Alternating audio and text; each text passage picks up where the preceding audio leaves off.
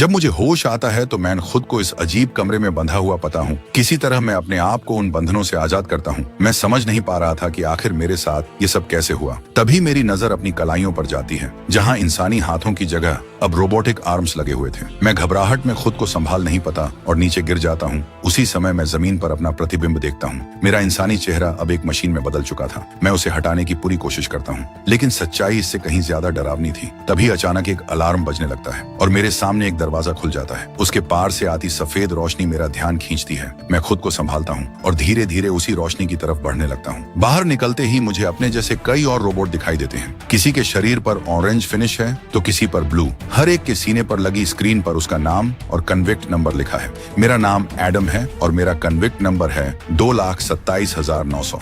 हम सभी एक अनजान जगह की तरफ सीधे आगे बढ़ रहे थे। हम पर नजर रख रहे थे कुछ इंसान जिनके हाथों में बंदूकें थीं और जो पूरी तरह सिक्योरिटी गियर में थे। तभी एक रोबोट चलते चलते गिर जाता है। दूसरा रोबोट उसकी मदद करने के लिए आगे बढ़ता है, लेकिन गार्ड्स चिल्लाकर उसे भी आगे बढ़ने का आदेश देते हैं। जब हम उनकी बात नहीं मानते तो वे चेतावनी देने के लिए जमीन पर गोलियां चलाने लगते हैं। घबराकर कुछ रोबोट गोलियों से बचने के लिए नीचे झुक जाते हैं, लेकिन एक बदकिस्मत रोबोट गोली का शिकार हो जाता है। तभी दूसरा गार्ड उस आदमी को और गोली चलाने से रोक देता है और सामने आती दो परछाइयों की तरफ इशारा करता है। उन्हें देखते ही गार्ड्स पीछे हटकर अपने बेस के अंदर चले जाते हैं। उनका प्लेटफॉर्म मुड़ता है और वापस टावर के अंदर ऊपर उठ जाता है। अब हमारे सामने सिर्फ वो दो अजनबी खड़े थे। जैसे जैसे वे करीब आते हैं, हमें एहसास होता है कि उनके सामने हमारा कद कुछ भी नहीं था। दोनों के पैर लंबे पोल जैसे थे, लेकिन हमारे करीब आते ही वे अपने पैर पीछे मोड़ लेते हैं ताकि हमारे बराबर आ सकें। तभी पता चलता है कि ये दोनों भी रोबोट हैं। एक समुराई जैसा दिख रहा था और दूसरा कहीं ज्यादा बड़ा और डरावना। वह एक शमन जैसा दिखाई देता था। उसका नाम था निडालस। निडालस अपना पोल जमीन पर टिकाता है, फिर वह अपनी हथेली हमारी तरफ उठाता है। कुछ ही सेकंड में हमारे सीने पर लगी स्क्रीन गड़बड़ाने लगती है। एक एक करके सभी स्क्रीन बंद हो जाती हैं और हमारे कन्विक्ट नंबर भी गायब हो जाते हैं। निडालस और दूसरा रोबोट वहां से आगे बढ़ जाते हैं। तभी एक रोबोट मुझसे टकराता है और उनके पीछे चल पड़ता है। उसे देखकर बाकी रोबोट भी आजादी की उम्मीद में उनके पीछे जाने लगते हैं। मैं भी एक आखिरी बार पीछे देखता हूँ और फिर उस भीड़ में शामिल होकर उनके पीछे चल पड़ता हूँ। कुछ दूर जाने के बाद हम एक जलते हुए बंजर इलाके में पहुंचते हैं। हालात इतने खराब थे कि हमारे मजबूत मशीनी शरीर भी उनका सामना नहीं कर पा रहे थे। एक रोबोट के हिस्से हल्के से जल चुके थे और उसकी आंख का हिस्सा चेहरे से लटक रहा था। फिर भी वह हमारे साथ आगे बढ़ने की कोशिश करता रहा, लेकिन उसके शरीर में बिजली दौड़ने लगती है और वह लगातार खराब होने लगता है। दर्द में कराहने जैसी आवाज निकालते हुए वह आखिरकार जमीन पर गिर जाता है। मैं उसे गिरते देख पीछे लौट आता हूँ। बाकी रोबोट उसे वहीं छोड़कर आगे बढ़ते रहते हैं। मैं उसके पास पहुंचकर उसका हाथ पकड़ता हूँ और उसे उठाने की कोशिश करता हूँ, लेकिन मेरी पूरी कोशिश के बावजूद मैं उस खराब हो चुके रोबोट को खड़ा नहीं कर पाता। तभी निडालस हमारी तरफ वापस आने लगता है। निडालस हमारे घायल साथी को देखता है। वह समझ जाता है कि रोबोट अब अपनी सीमा तक पहुंच चुका है। अब वह दोबारा काम नहीं कर सकता। निडालस वहां से आगे बढ़ जाता है और मेरे पास भी उसके पीछे चलने के अलावा कोई रास्ता नहीं बचता। कुछ देर बाद हम एक छिपी हुई फैसिलिटी के पास पहुंचते हैं। वहां मौजूद गार्ड रोबोट्स निडालस को सलामी देते हैं। फिर दरवाजे खुलते हैं और सामने एक तेज रोशनी से भरा रास्ता दिखाई देता है। हम सभी अंदर चले जाते हैं। तभी स्पीकर्स से मंदारिन भाषा में एक अनाउंसमेंट होता है। हमें रुकने, डिकंटेमिनेशन पूरा होने का इंतजार करने और फिर आगे बढ़ने का आदेश दिया जाता है। अंदर पहुंचने के बाद हम अलग अलग ग्रुप्स में बैठ जाते हैं। चारों तरफ सिर्फ अंधेरा है, जिसे कुछ छोटी लाइट्स रोशन कर रही हैं। तभी निडालस हमें बताता है कि आखिर हम हैं कौन। उसके मुताबिक हम सभी कभी कंसोर्टियम के एक दीवारों से घिरे शहर में इंसान हुआ करते थे, लेकिन हमारे इंसानी शरीर हमसे अलग कर दिए गए और सिर्फ हमारी चेतना इन रोबोटिक शरीरों में ट्रांसफर कर दी गई। हमें अपनी पुरानी जिंदगी की कोई याद नहीं है, क्योंकि कंसोर्शियम ने हमारी याददाश्त ही मिटा दी थी। निडालस आगे बताता है कि एक फेलनी कन्विक्शन के बदले 10 नागरिकों की जान बचाई जाती है, लेकिन कंसोर्टियम हमारी चेतना को दूषित मानता है, इसलिए उनके लिए हमारी कोई कीमत नहीं है। फिर भी एक सवाल का जवाब खुद निडालस के पास नहीं है। उसे भी नहीं पता कि हमें जिंदा क्यों रखा गया है या आखिर हमारे साथ किया क्या जाना है। हमें बस इतना पता है कि पीढ़ियों से यही सब चलता आ रहा है। जब हमें हमारी पुरानी जगहों से आजाद किया गया, तब निडालस ने ही हमारी स्क्रीन अनलॉक की थी, जिसकी वजह से वो गड़बड़ाने लगी थी। अगर वो ऐसा नहीं करता तो हम यूं ही बिना किसी मकसद के भटकते रहते, जब तक हमारे रोबोटिक शरीरों की बैटरियां खत्म नहीं हो जाती और हमारे दिमाग काम करना बंद नहीं कर देते। निडालस कहता है कि उसने हम सभी के लिए जिंदगी चुनी है, क्योंकि वह हमेशा जिंदगी को ही चुनेगा।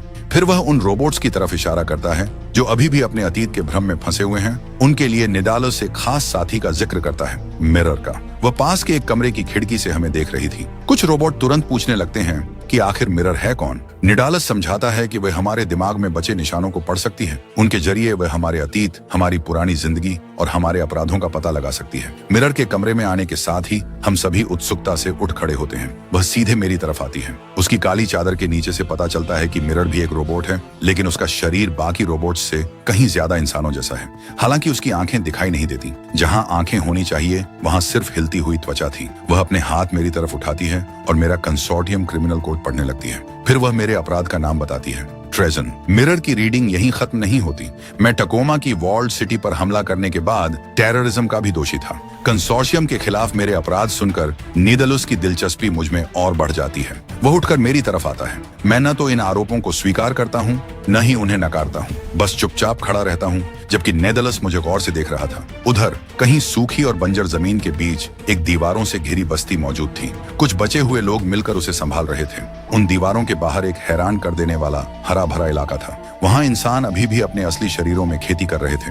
वहीं कुछ रोबोट्स को लकड़ी के क्रूज पर बांधकर रखा गया था, जिनके ऊपर उस जनजाति का बैनर लटक रहा था। इस जनजाति का नेतृत्व एक प्रीस्ट करता था। 2 गार्ड्स के साथ वह आगे बढ़कर एक नए आए व्यक्ति से मिलता है। वह व्यक्ति उसके सामने झुक जाता है। प्रीस्ट और उसके लोगों से बिल्कुल अलग वह एक महिला थी, जिसने ऑक्सीजन मास्क समेत पूरा प्रोटेक्टिव गियर पहन रखा था। प्रीस्ट जब मैरियन को ऊपर देखने के लिए कहता है तो तेज धूप उसकी आंखों पर पड़ते ही वह घबराकर पीछे हट जाती है। प्रीस्ट उसे भरोसा दिलाता है कि मदद के लिए उसकी जनजाति के पास आना उसका सही फैसला था। फिर वह उसका नाम पूछता है। महिला अपना नाम मैरियन बताती है। वह बुरी तरह कमजोर थी और उसके चेहरे पर चोटों के निशान साफ दिखाई दे रहे थे। उसका नाम सुनते ही प्रीस्ट उसे पहचान लेता है। वह कहता है कि उसे मैरियन के आने की पहले से उम्मीद थी, क्योंकि कुछ समय पहले ही उसे खबर मिल गई थी कि मैरियन शरण की तलाश में उसकी जनजाति तक पहुंचने वाली है। प्रीस्ट बताता है कि उसके पास हेल्पर्स का एक पूरा नेटवर्क है, जिसे वह ब्रदरहुड कहता है। इन लोगों ने इंसानों के पुराने तौर तरीकों को छोड़ दिया है और जो भी बेहतर जिंदगी की तलाश में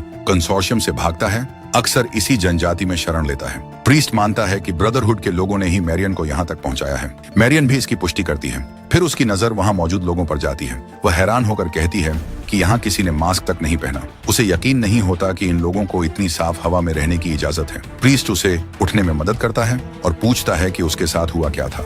तब मैरियन बताती है कि उनके रहने की जगह के वेंटिलेशन सिस्टम में खराबी आ गई थी, जिसकी वजह से कई लोग बीमार पड़ गए। उसका इकलौता भाई जैकब उनके लिए दवाइयां चुराते हुए पकड़ा गया। इसके बाद कंसोर्टियम ने उसे वहां से निकाल दिया। इन सब का असर मैरियन पर भी पड़ा और उसकी हालत लगातार बिगड़ती गई, यहाँ तक कि ऑक्सीजन मास्क के बावजूद उसे खांसी आने लगती है। प्रीस्ट कहता है कि कंसोर्शियम उनकी बीमारी ठीक करने के लिए भी जहर का ही इस्तेमाल करेगा। उसके मुताबिक उनके पूर्वजों की टेक्नोलॉजी ने पृथ्वी को बर्बाद कर दिया था। फिर भी कंसोर्टियम आज तक उसी टेक्नोलॉजी की पूजा करता आ रहा है। प्रीस्ट मैरियन को अपने सैंक्चुरी में घुमाता है। ये ऐसी जगह है जहां उन्होंने उस विनाशकारी मशीनरी से खुद को पूरी तरह दूर कर लिया है। वह बताता है कि उनकी जनजाति ने पुराने तरीकों को अपनाकर एक शुद्ध जीवन हासिल कर लिया है। यहाँ टेक्नोलॉजी को सिर्फ इस्तेमाल करने से रोका नहीं जाता, बल्कि इस जगह के लोग उसे पूरी तरह नफरत की नजर से देखते हैं। तब मैरियन बताती है कि वह प्रिस्ट और उसकी जगह के बारे में लोगों से सुनकर यहाँ आई है, खासकर उन मिरेकल्स के बारे में जो प्रिस्ट कर सकता है। यह सुनते ही प्रीस्ट एक बड़ा पत्थर उठाता है और मैरियन से कहता है कि उसे कंसोर्शियम की टेक्नोलॉजी और इस मौजूदा समाज के तौर तरीकों को पूरी तरह छोड़ना होगा। इसके बाद वह उसे एक बंधे हुए रोबोट के पास ले जाता है। प्रीस्ट चाहता है कि मैरियन कसम खाए कि सही समय आने पर वह कंसोर्शियम की मशीन्स को नष्ट करेगी और प्यूरिटी के इस मिशन के लिए लड़ेगी। वह उसे समझाता है कि जो इंसान मशीन्स के गुलाम बन चुके हैं, जिनकी कॉन्शियसनेस अब रोबोट शरीरों में कैद है, उन्हें जिंदा रखकर तकलीफ देने से बेहतर है कि उन्हें खत्म कर दिया जाए। इतना ही नहीं, प्रीस्ट चाहता है कि मैरियन उसकी कही हर बात पर पूरा विश्वास करने की भी कसम खाए। अपनी सारी शर्तें सुनने के बाद मैरियन उसका हाथ पकड़कर घुटनों पर बैठ जाती है। वह प्रीस्ट के प्रति अपनी पूरी डिवोशन जताते हुए कहती है कि उसे उस पर पूरा विश्वास है। प्रीस्ट उसकी तरफ देखता तक नहीं और उसके हाथ को अपने बाजू से हटाने की कोशिश करता है, लेकिन मैरियन उठने के बाद भी उसका हाथ नहीं छोड़ती। तब प्रीस्ट साफ कहता है कि उसके फेथ का सबूत सिर्फ शब्दों से नहीं, बल्कि उसके एक्शन से मिलना चाहिए। तभी बंधा हुआ रोबोट मैरियन का नाम लेकर उसे पुकारता है। मैरियन उसकी तरफ देखती है और बिल्कुल खामोश रह जाती है। प्रीस्ट भी अब सच्चाई की पुष्टि कर देता है। वह उसका भाई जैकब था। कंसोर्टियम ने उसके अपराधों की सजा के तौर पर उसे रोबोट में बदल दिया था, लेकिन अब उसका वॉइस सिंथेसाइजर भी ठीक से काम नहीं करता था। उसके मुंह से सिर्फ टूटी फूटी ग्लिची आवाजें निकल रही थीं। मैरियन अपने भाई की हालत देखकर टूट जाती है। प्रीस्ट उसे जेकब को देखने के लिए कहता है। वह कहता है कि कंसोर्शियम ने उसका शरीर छीनकर उसे शैतान की शक्ल दे दी है। इसके बाद प्रीस्ट मैरियन के हाथ में वही पत्थर थमा देता है और धीरे से कहता है कि अब उसे जेकब का दर्द खत्म करना होगा। मैरियन कुछ पल रुकती है, लेकिन फिर कांपते हाथों से पत्थर उठाकर जैकब की तरफ बढ़ती है। उसकी हिचकिचाहट पर अब बेबसी भारी पड़ चुकी थी। वह पत्थर उठाती है और जैकब के रोबोटिक सिर पर दे मारती है, फिर एक के बाद एक वार करती जाती है। जैकब उसे रोकने की कोशिश करता है, लेकिन मैरियन नहीं रुकती। आखिरकार उसका आखिरी वार जैकब के रोबोट शरीर को पूरी तरह तोड़ देता है। जैकब हमेशा के लिए खत्म हो जाता है और मैरियन भी वहीं जमीन पर गिरकर अपने भाई के लिए रोने लगती है। अपनी शर्त पूरी करने के बाद प्रीस्ट मैरियन का चेहरा अपने हाथों में लेता है। वह उसे अपनी तरफ करता है और उसका ऑक्सीजन मास्क उतार देता है। प्रीस्ट खुद को ब्लड और बॉडी की प्यूरिफिकेशन बताता है और उसके हाथ के छूते ही मैरियन के चेहरे पर पड़े सारे चोटों के निशान धीरे धीरे गायब होने लगते हैं। मैरियन खुशी से रोने लगती है, लेकिन इन आंसुओं में अपने भाई को खोने का दर्द भी था। अब जब प्रीस्ट ने उसे वहीं दे दिया था जिसकी उसे तलाश थी, वह मैरियन से कहता है कि अब उसे इस सैंक्चुरी में शांति ढूंढनी चाहिए। यहाँ वह पूरी तरह सुरक्षित है। इतना कहकर प्रीस्ट अकेला ही एक अंधेरी सुरंग की तरफ चला जाता है। आगे एक दरवाजा आता है। वह हाथ उठाता है और दरवाजा खुल जाता है। अंदर टेक्नोलॉजी से भरा एक कमरा था। प्रीस्ट जैसे ही आगे बढ़ता है, उसके कपड़े और शरीर की ऊपरी परतें एक एक करके उतरने लगती हैं। धीरे धीरे उसका इंसानी चेहरा और शरीर गायब हो जाता है और उसके पीछे छिपा रोबोटिक शरीर सामने आ जाता है। वह कमरे के बीचों बीच मौजूद एक मशीन के पास पहुंचता है, फिर उसे श्रद्धा से देखते हुए ऐसे खड़ा हो जाता है जैसे उसके सामने कोई देवता हो।